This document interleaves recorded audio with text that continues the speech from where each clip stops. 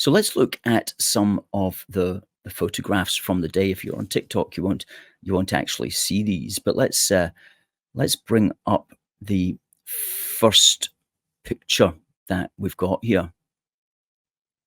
And there we go. That's only part of the rally. We were at the Cenotaph end.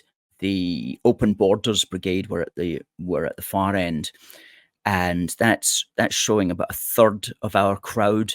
Bear in mind, there's a whole other 2/3 off to the left here that you can't actually see, and that's our man Niall Fraser, who was compere and also the final speaker who wrapped it all up for everybody. And okay, there you go. That's the other part of that's like the other third, and there was to the left of the lion's head there was more people also.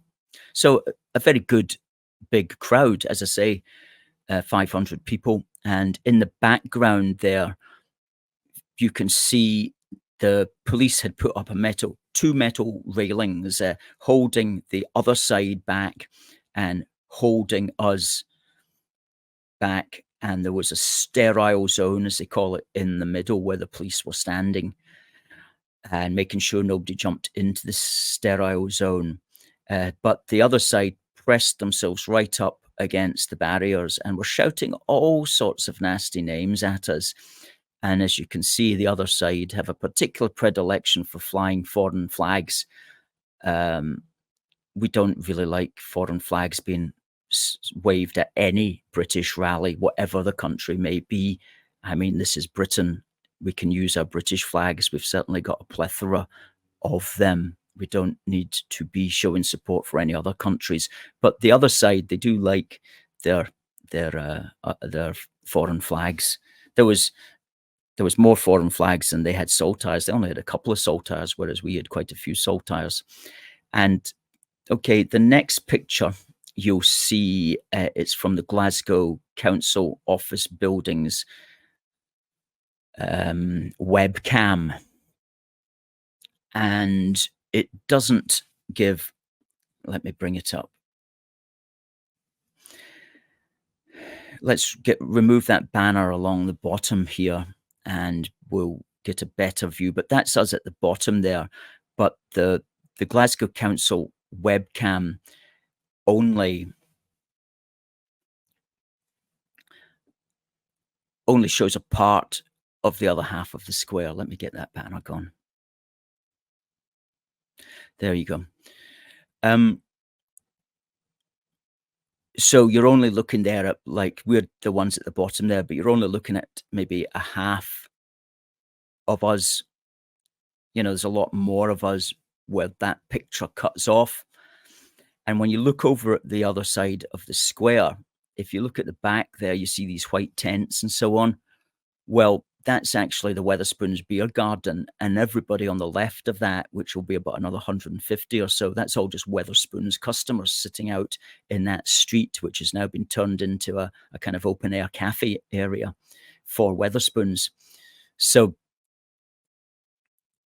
a lot of these people are not connected with that actual rally. The people who are connected with the rally obviously are the ones that are several people deep, pressed up against the barriers, and there in the middle you can see the sterile zone, and quite a few of the people on the grassy verges on the sides as well are just like will be passers-by and people who are wondering what's going on here. But the main bulk of that demo is like right pressed up against the fence. Okay.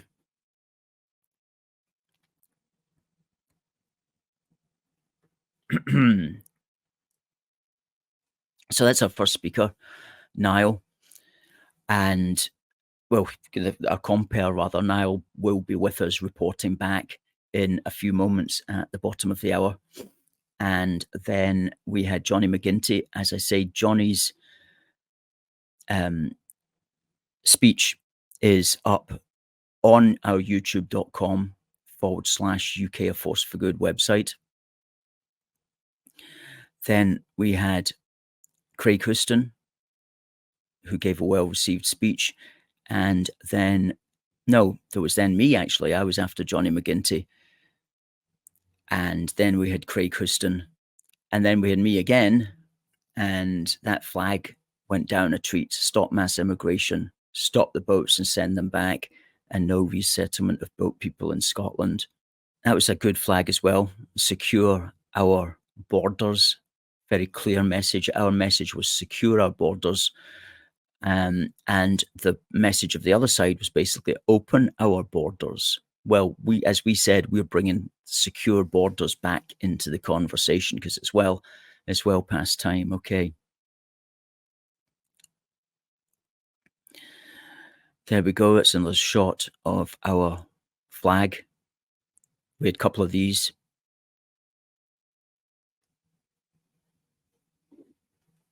There's that fantastic Secure Our Borders flag in full effect.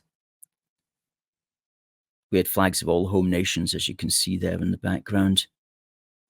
This was also a really good flag, one of ours, a saltire with the British arms of the royal family. That's the arms of the British royal family as flown in Scotland, with the Scottish unicorn and the English lion imprinted there over the saltire. Very, very good picture, that, with, of course, the cenotaph in the background, leading a certain substance and seriousness to that photograph.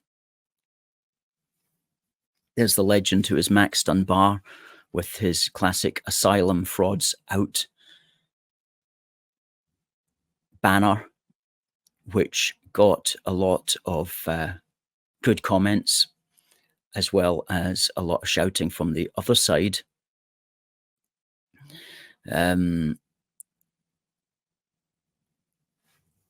Some unusual banners in the background there, as you can see. Oh, here we go with our flag again. Brilliant, brilliant. Flags are so important in order to get a message over, like that. And I'm just going to, the chap on the left there, Anthony, he had a t-shirt on, and our colleague Derek snapped this particular photograph, which I think is perhaps the best photograph of the day. That was the back of Anthony's t-shirt. And as you can see there, enough is the message, with the poppies of the cenotaph slightly artistically out of focus in the background. And that such a meaningful photograph, that I really, really like it. Good. Well,